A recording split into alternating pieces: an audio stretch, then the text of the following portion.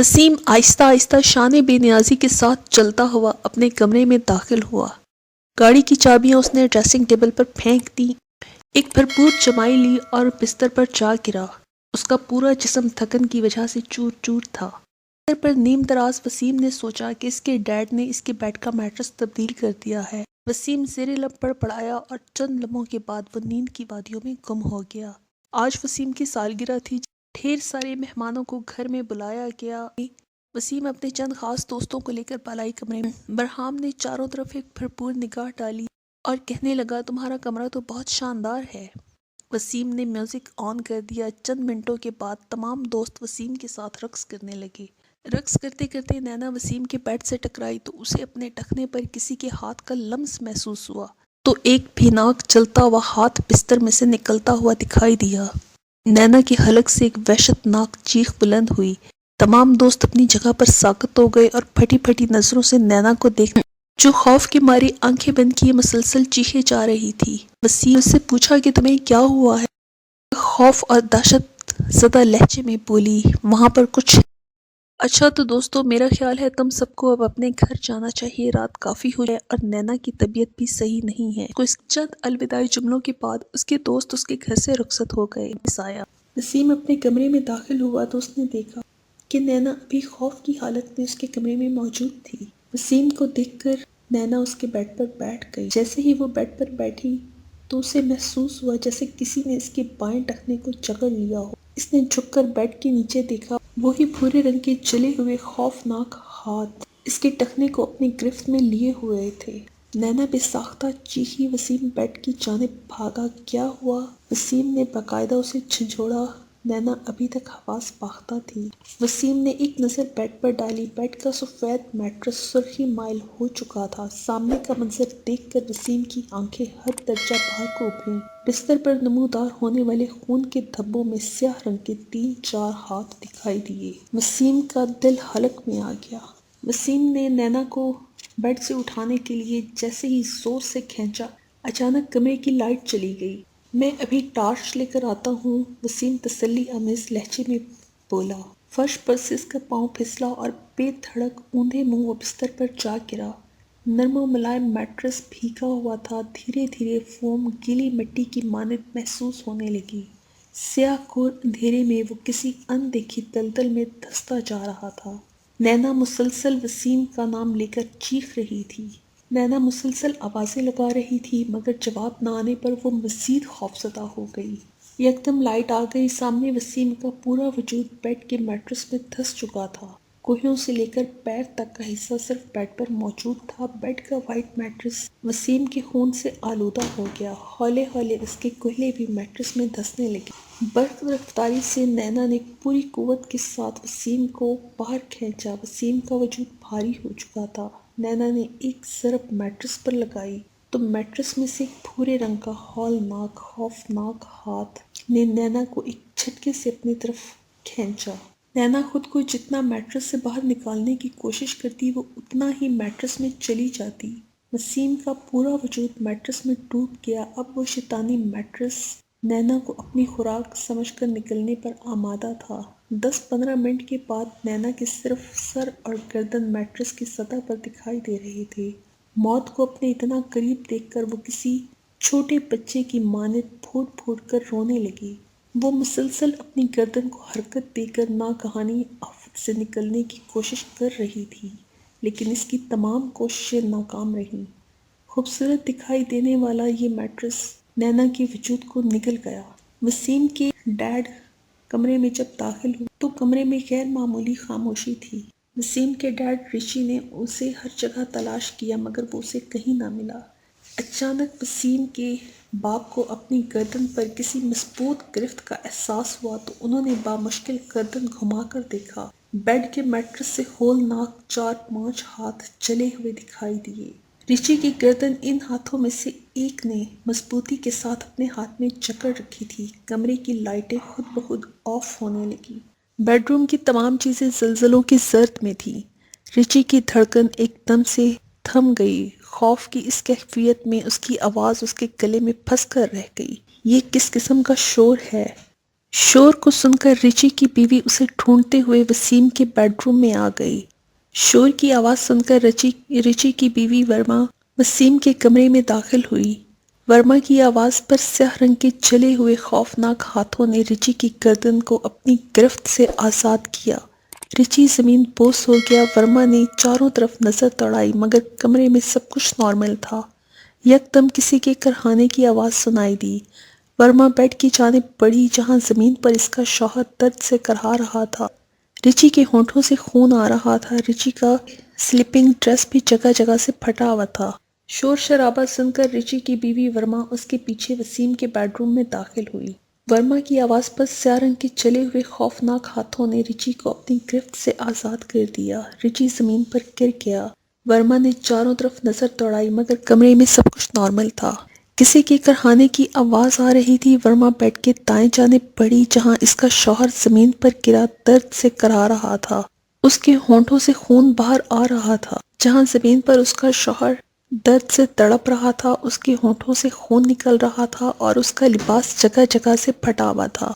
ऐसा लगता था जैसे किसी खूनखार जंगली जानवर ने इस पर हमला किया हो। वर्मा रिची को अपने कमरे में ले आई। फौरन अपने फैमिली डॉक्टर को फोन किया। फैमिली डॉक्टर ने कहा कि मुझे लगता है आपका शौहर किसी ज़हनी मर्ज में मुब्तला है जिसकी वजह से उसने अपना गला दबाने की कोशिश की और उसने अपने कपड़ों को फाड़ डाला। नहीं डॉक्टर साहब, मेरे शौहर को कोई भी ज़हनी मर्ज नहीं है, वर्मा पर एतमाद लहजे में बोली। फिलहाल गले पर लगे गहरे जख्म की वजह से आपके शौहर चंद दिन तक नहीं बोल पाएंगे।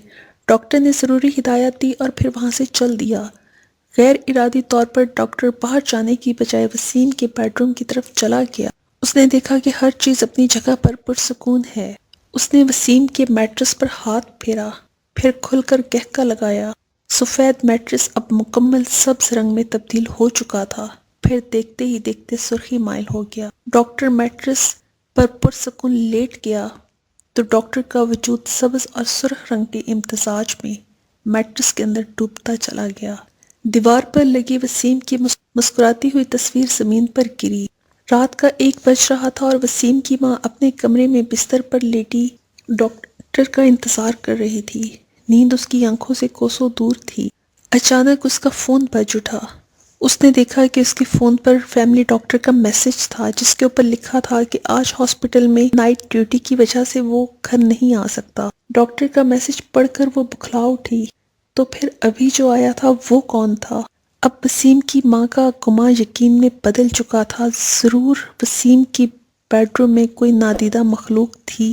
वो दिल ही दिल में खौफज़दा हुई और कदरे आहिस्तगी से अपने बिस्तर से उठी।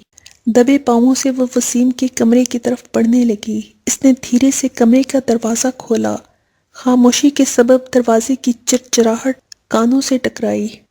कमरे की लाइट बंद थी मगर बेड पर किसी अनजान वजूद के खुराटों की आवाज़ कमरे में गूंज रही थी। वो जैसे ही कमरे में दाखिल हुई यकलख्त खुराटों की आवाज़ बंद हो गई। वर्मा ने लाइट ऑन की। पूरा बेडरूम सफ़ेद रोशनी में नहा गया। हर चीज अपनी जगह पर मौजूद थी। सब कुछ नॉर्मल दिखाई दे रहा था। वर्मा परेशान होकर वसीम के बेड पर बैठ गई। यकदम इसे अपनी कमर पर किसी के हाथ का लम्स महसूस हुआ। इसने डरते डरते अपने अकब पर निगाह डाली। मैट्रेस के फोम में से एक जंगली जानवर के मानद वहशी हाथों ने अपने नोकीले नाखून इसकी आंखों में चबो दिए थे तो इसकी आंखों से बेतहाशा खून बहने लगा। वर्मा की खौफनाक चीख पूरे कमरे में गूंज उठी। मैट्रेस में से अनगिनत स्याह सांपों की मानद जले हुए हाथों ने वर्मा को मजबूती से जकड़ लिया। मैट्रेस अपने साइज से काफी बड़ा हो चुका था। वर्मा इस शैतानी मैट्रेस में डूबती जा रही थी। वर्मा का वजूद निकलने के बाद मैट्रेस ने एक भरपूर निगाह डाली। चंद लम्हे के बाद इसका साइज नॉर्मल हो गया। यूं एक ही रात में मैट्रेस 3 लोगों को निगल चुका था।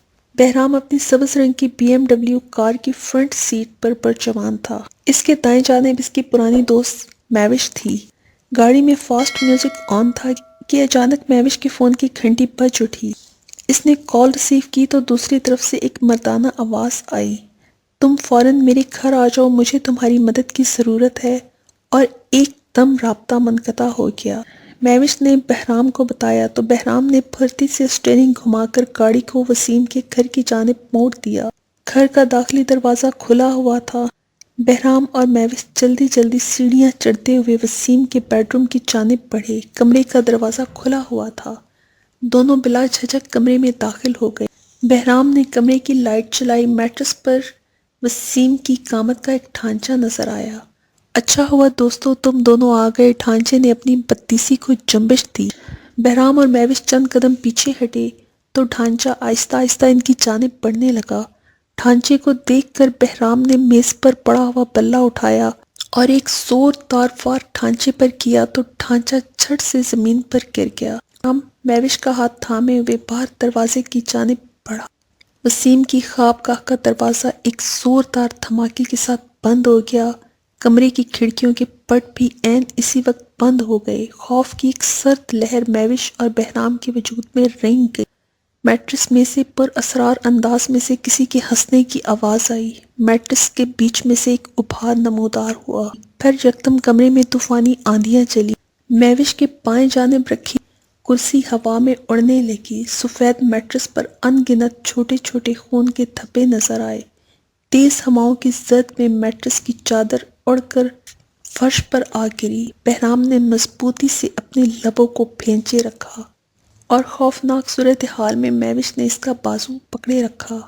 بیڈ کی سائیڈ ٹیبل کے دراز خود بخود کھلے اور ان میں سے کینچی برآمد ہوئی۔ کینچی ہوا میں معلق ہوئی، پھر کینچی اپنے راستے میں آتی ہر شے کو کاٹنے پر آمادہ تھی۔ میوش بے اختیار بہرام کے وجود سے لپٹ گئی اور پھوٹ پھوٹ کر رونے لگی کہ اب ہم مارے جائیں گے۔ بہرام بولا اپنے خوف پر قابو پاؤ۔ یکدم اس کینچی نے بہرام کے دائیں بازو کو گھائل کر دیا۔ بہرام کے بازو سے خون ابل رہا تھا۔ میٹرس سے تالیوں کی آواز آنے لگی۔ میوش نے اپنے دوپٹے کو پھاڑ کر بہرام کے زخمی بازو پر پٹی کرنے لگی۔ اچانک کینچی نے برق رفتاری سے اس کی گردن پر وار کیا۔ بہرام نے فوراً بیٹ آگے کر دیا۔ کینچی کے تیز دھار حصے یکدم بند ہوئے اور بلے کے دو حصے ہو گئے۔ میوش بہرام کی باہوں کے حصار میں محفوظ تھی۔ میٹرس کا سفید رنگ سرخی مائل ہو گیا۔ یوں لگ رہا تھا جیسے میٹرس انہیں گھور رہا ہو۔ میٹرس کے عین وسط میں سے ایک جلا ہوا دراز قد بھیناک ہاتھ نکلا اور اس نے ایک زوردار مکہ کینچی پر رسید کیا۔ کینچی کے اعضاء جدا ہو کر زمین بوس ہو گئے۔ بہرام نے کینچی کا ٹوٹا ہوا حصہ اٹھایا جس میں چاقو کی مانند تیز دھار والا حصہ موجود تھا۔ بہرام آہستہ آہستہ میٹرس کی جانب بڑھنے لگا۔ اس نے پوری طاقت کے ساتھ اپنے ہاتھ کو جنبش دی اور تیز دھار والا حصہ میٹرس میں پیوست کر دیا۔ میٹرس سے بے تحاشا افراد کے بین کرنے کی آوازیں سنائی دینے لگی۔ سفید میٹرس سبز رنگ میں تبدیل ہو چکا تھا۔ میٹرس میں سے سیاہی مائل پانی نکلنے لگا۔ یہ سیاہی مائل پانی ٹپ ٹپ فلور پر گرنے لگا۔ میوش کی بھویں تن گئیں۔ میوش اور بہرام کمرے کی کھڑکی کا دروازہ کھول کر وسیم کی خوابگاہ سے دور نکل گئے۔ وسیم کے خوابگاہ کی سرخ روشنی روشن تھی۔ میٹرس نے ایک جھرجھری لی اور ایک بار پھر سفید رنگ کے نرم اور ملائم بستر میں تبدیل ہو گئی۔ اب اس کی سطح پر نہ ہی تو سیاہی مائل پانی موجود تھا اور نہ ہی اس کی وسط میں ٹوٹی کینچی کے تیز دھار والا حصہ پیوست تھا۔ اتنے میں وسیم کا باپ اس کی ماں کو ڈھونڈتا ہوا وسیم کے کمرے کی جانب بڑھا۔ رچی نے ورما کو آواز دی۔ میٹرس کا رنگ سبز ہو چکا تھا۔ رچی وسیم کے کمرے میں داخل ہوا۔ یکدم کمرے کی لائٹ آف ہو گئی۔ میٹرس کے بیچ میں ایک بھنور نمودار ہوا۔ کمرے میں کسی کی سنسنی خیز میں ہنسنے کی آواز گونجی۔ ایک بے معنی چیخ رچی کے گلے سے بلند ہوئی اور پھر باقی سب کی طرح خونی میٹرس نے رچی کو بھی نگل لی۔ کوئی نہیں جانتا کہ کیا رچی اس خونی میٹرس کی آخری خوراک تھی۔ ویورز، مجھے امید ہے آپ کو ہماری آج کی کہانی پسند آئی ہوگی۔ اگر آپ کو ہماری کہانی پسند آئی ہے تو لائک کیجئے اور نیچے دیے گئے کمنٹ باکس میں اپنی رائے کا اظہار کیجئے۔ اگلی کہانی تک کے لیے اجازت دیجئے۔ اللہ حافظ۔